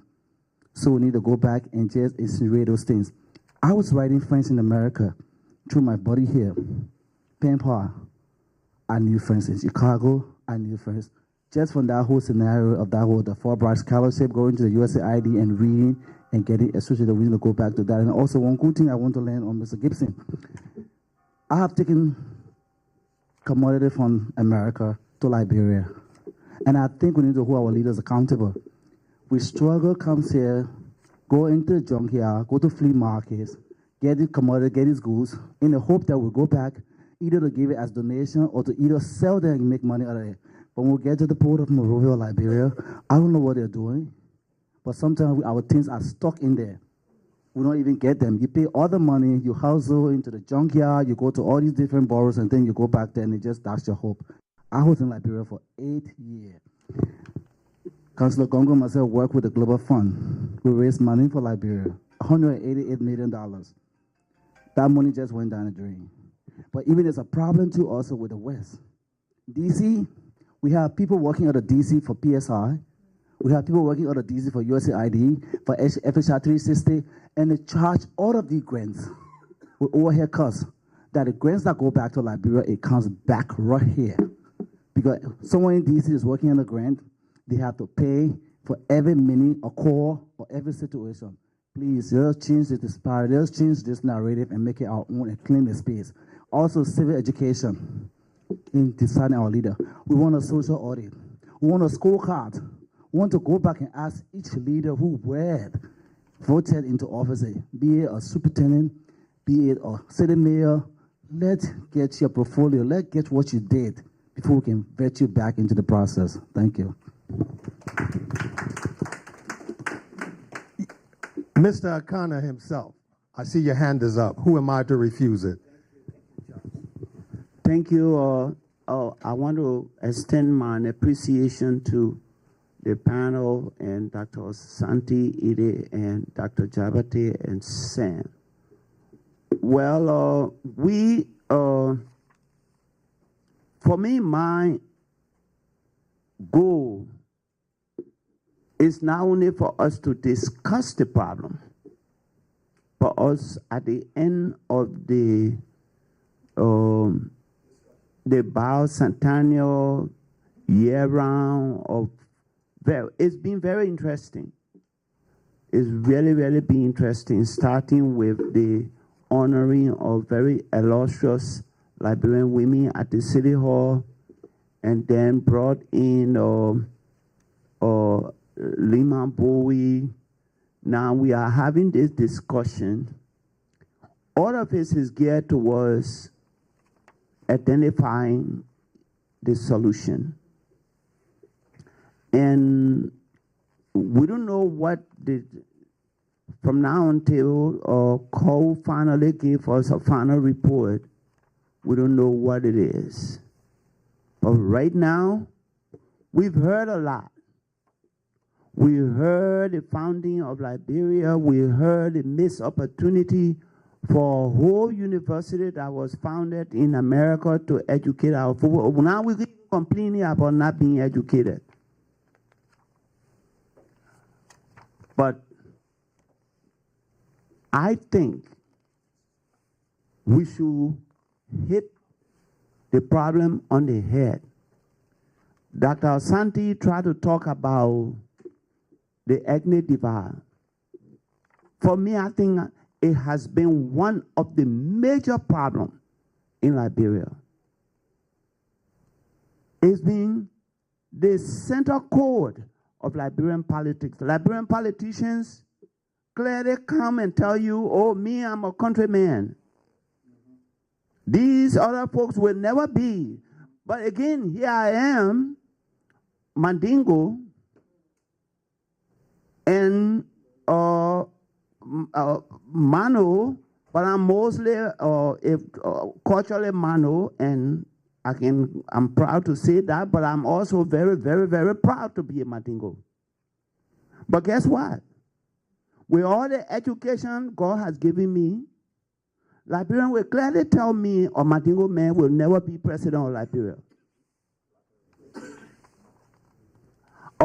Right today, as we speak, there are folks that just don't want for American Liberian to ever put their hands up. Let's face the reality. The reality is that we have come this far, and for instance, I've struggled for 23 years to build the African Cultural Alliance. Would I want someone to just take it and tell me and my children, you can never be anything in Akana? No way. It's wrong. I always tell Charles Martin, look, when I was growing up with you in Monrovia, when we went to sports commission to play, you didn't even know if I was native. How you will build a country when it is a crime in America to discriminate? Liberia is based on discrimination. That is the basis of our problem. I'm afraid to go home. I am afraid to go home. I came to America with $20 in my pocket. I'm talking about building $100 million edifice here in Philadelphia. It means God has given some of us some ideas. We learn to make friends. But the problem is Liberia for only Southeastern politician then that means Liberia, I'm not going home. If I should be ashamed of Tawan Gonklo being too poor to be president, then that's a problem. There are 5,285 polling stations,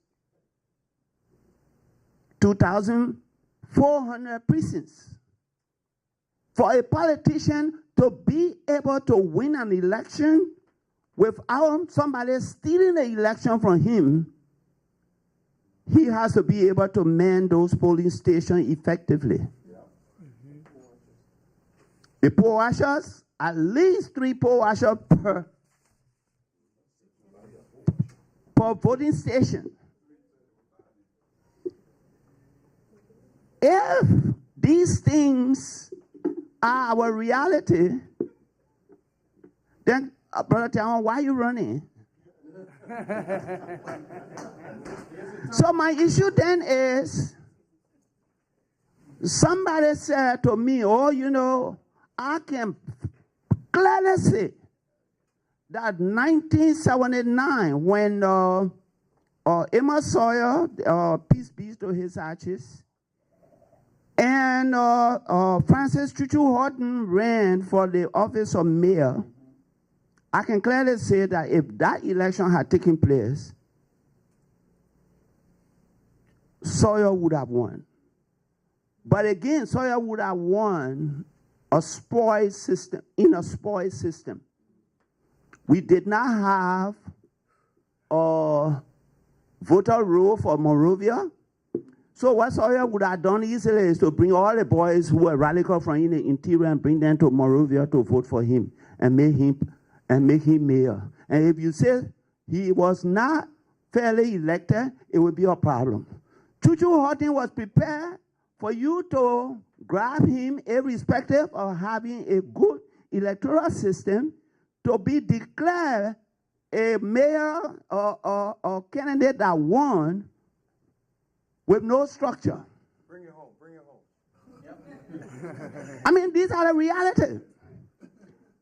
I'm talking about 1979. The reality is still exists today. How can Brother Gonklo? We heard a good example of Professor Asante, who just walked. He's a social scientist, so he thought that, look, let me walk down the street and hear from the Congo people. His walk proved that Gonklo is one of the most illustrious men in the country. But what I want to know is, can Gonklo pay for the election costs? Even though he is one of our best. So these are the problems. You're talking about education. If guys can pay to get grades, then that education structure you are come back and redesign ourselves. I mean, borrow from Edith. Begin the process of deconstruction. The program that we put together was to say to the African American, you started the trouble. Why are you leaving it with us now? You brought your children, your people, and we emancipated. Liberia emancipated Africa. There were Nelson Mandela got his passport from Liberia. Sekou Touré got his Liberia.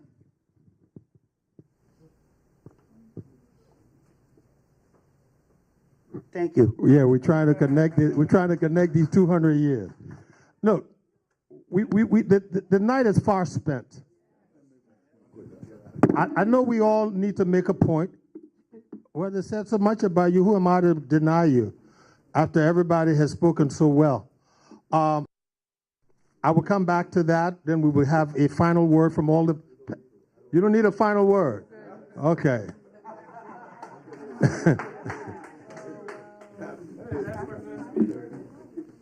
The panelists have really stimulated my thoughts about a whole lot of things about Liberia. and I hope I can discipline myself to speak for at least 2 minutes. I'm a lawyer. I've been practicing law for 34 years now. I'm also a teacher. I teach law at the only law school. So I have this inclination of talking long, and my sister likes to say, stop it. But it is a very interesting topic. We really don't know, where to start from. You cannot say Liberian problem is the issue of education and say with education you solve the problem. That's not it. We have had an issue of just forming ourselves as a nation state from the beginning. The people who left from here for whatever reasons, slave masters wanted to get them out because they were free. They were just in Washington, D.C., turning around, and they could have been a stimulating factor for rebellion on different farms. So they sent them there. But the thing is, people cannot live outside their experiences. The only experience they had here was a slave master-slave relationship. They replicated in Liberia. It was basically that. And then they said, we are here to Christianize and civilize you. People who were already civilized, they were not Christians, but they believe in religion.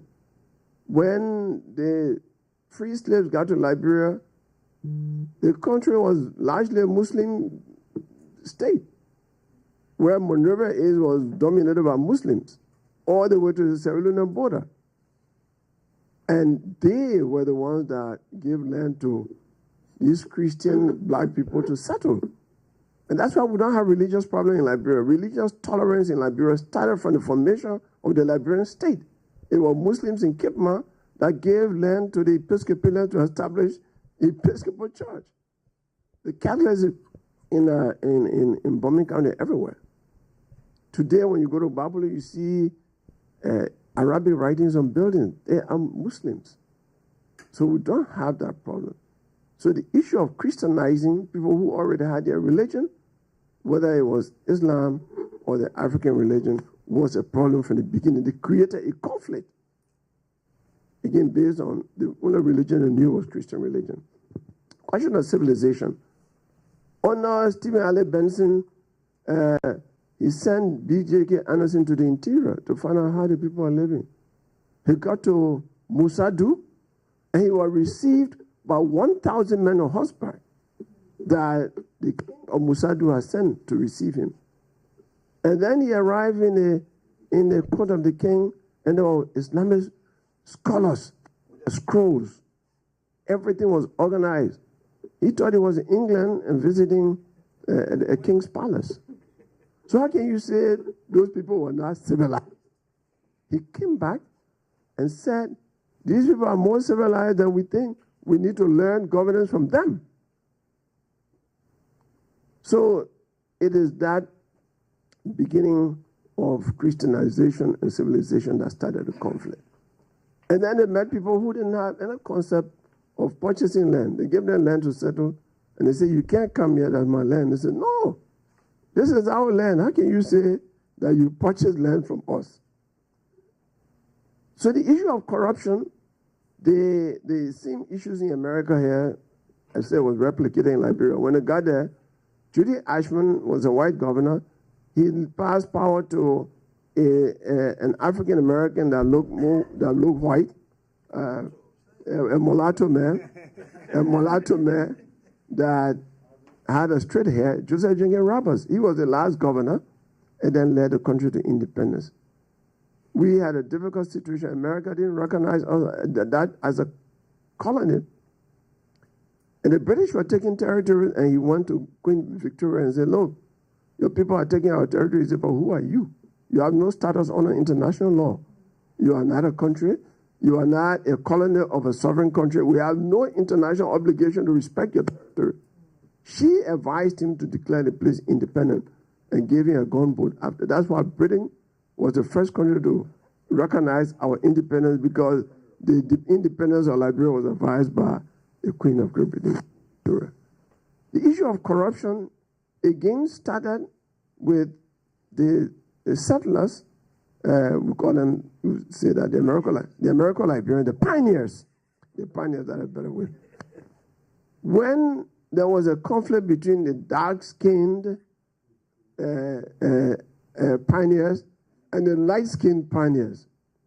So in 1868, they decided we need to establish a party of black-skinned people, true black people, against the white people. So in 1868, Tree Party was established as a revolutionary party to change the dominance of one group of people. The first president, E.J. Roy, came from New Jersey, a businessman in New Jersey. He already owned some ships before going to Africa. He was educated. In fact, he became Speaker of the House of Representatives. He became Chief Justice of the Supreme Court. Before becoming president, you would think a man like that would not violate the law. But he was greedy. He went to Britain to get loan. Less than half of the loan came back to Liberia, and he said he purchased goods abroad. When you know, as a lawyer, the budget had to be approved, the money had to be given to the legislature to appropriate before you can use it. He did that. And then the next, right from the beginning. So then the next thing, there should have been election. He did not hold election because some kind of referendum was there. He declared that the term of office had been increased from 2 years to 4 years. And election was not held. Even if the incumbent had the referendum had passed, it could not have benefited the incumbent. There should have been another election. He violated the law. He was removed. That was the first coup d'etat. He died. They killed him because two versions of history. Adolphe Ben-Heron said he was running away with stolen money, and then the canoe capsized. Sia Bayemi Cassel says, yes, he was running away because he had under the jailer, but he was arrested and dragged until his skin moved from his back, and he bled overnight and died in jail. So right from 1871, we had corruption. And it continued continuously until President Tubble. President Tubble, he was president of Baptist World Alliance, but I demonstrated on April 14, 1979. And over 200 demonstrators were killed, armless people. And then they buried them in, the government made 40, they buried them in mass grave. Come on, the first commandment, thou shalt not kill. And so, like the same people who buried people in the grave, Master Sergeant Samuel Doe and these people, were the same people less than a year later that killed President Tubble and others and buried them in the same mass grave. You were talking about learning by what people do, what parents do, what leaders do. And President Tubble was largely good, but business interests of people tend to undermine whatever good they do. He was a 50% shareholder in Mesurado that wanted to take over all businesses in Liberia. There was a time when Steve Tubble said, there will come a time in Liberia you either work for Mesurado or work for the government of Liberia. That was not and then stripped the Weeks family. Then next door, Cruiserville, they were doing the uniform business.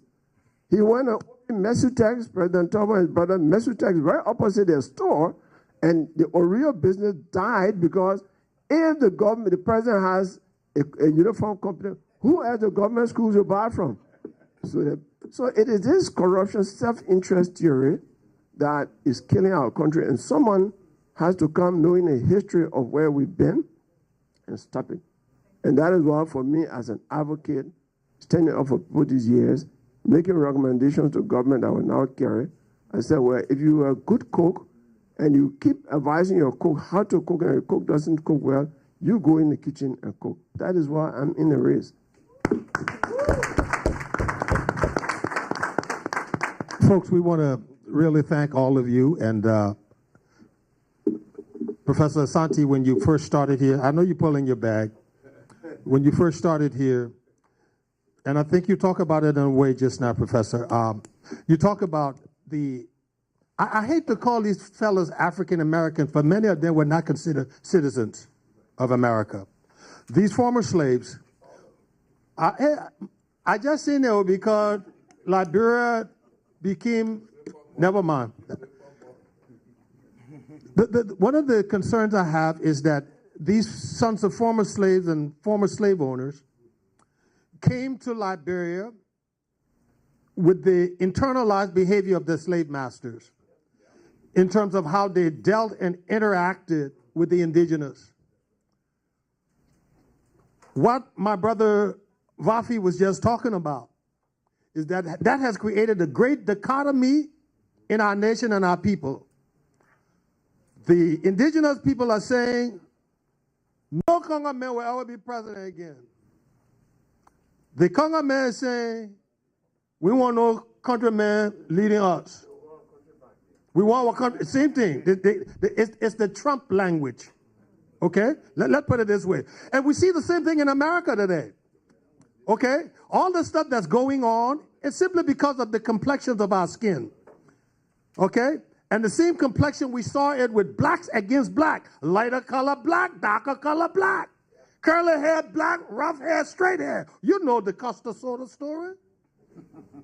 What I'm saying is, and Charles Brumskin, who I think you look like, you see it, right? He said, I don't want another countryman to lead this country, and no Congo man should be president. But a Liberian should be president. Somebody who has the heart and patriotism of our nation. America was built because of patriotism. Please, we're going to stop it there because we're going to go further. There were people who made sacrifices on their lives, their land, they gave up everything. How do we feel in terms of going forward with a solution for Liberia as patriotism being a key? You have 1 minute on that, so we close. I thought you said everybody 1 minute. Yeah, thank you so much. We tried to get a solution. No. Well, we have had a wonderful discussion. I don't think that any one of us can give any direct solution except to say let's continue this conversation in other venues and in other places. It's been really great, and I appreciate you very much. Thank you. You have helped us a lot. That's a good solution. Let's give him a hand. Thank you. Yeah, just thank you so much for having me here, and we thank you for the program.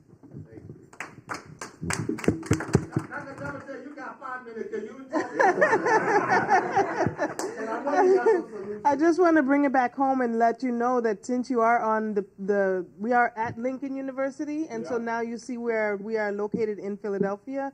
We have bachelor's and master's degree programs, and then the hallowed ground where we mentioned Kwame Nkrumah and Nnamdi Azikiwe, who became presidents of their country, spreading Pan-Africanism. Lincoln had been a center place for Pan-Africanists as well as for students from Southern Africa who were exiled from their country as they sought to seek freedom in the fight against apartheid. They came to Lincoln University because they were welcome, they were able to develop and grow. And so that continues, the institution continues as Liberia seeks to use education as a tool for development. Higher education is the central piece of that, and Lincoln can be part of that. Thank you. We've heard a whole lot from Lincoln University and the role you played and continue to play. On behalf of the U.S. Liberia Chamber of Commerce, we're asking Lincoln University, through you, Doc, and Madam, to set up a steering committee for the launching of the $100 billion Liberia Diaspora Development Fund. So we charge the Lincoln University to spearhead that for us, and we can meet and discuss that. We can set up a steering committee. Let's do something for Liberia. Thank you. Ladies and gentlemen, please put your hands together one more time for the panelists. We want to thank you all for coming, but I will not say another word because the woman who runs everything is here. I like to say in my home that I'm the head. My wife reminds me she's the neck. The neck tells the hair where to turn. Thank you, everyone. That was a great discussion. Thank you. Let's give it up. You know, they say, well, Liberian problem long, we can talk about it all day, right? If you know, it got no end. So this discussion go on forever. Yeah. So, yes, we thank you all. We do have refreshments in the back. And I want to encourage everyone, like the great professor said, okay? We're going to continue the conversation in many different ways. Not always a panel discussion, but we have a series of events throughout the year. So please, if you did not leave your number, email, please do that while you're getting your refreshments, and we will reach out to you for our next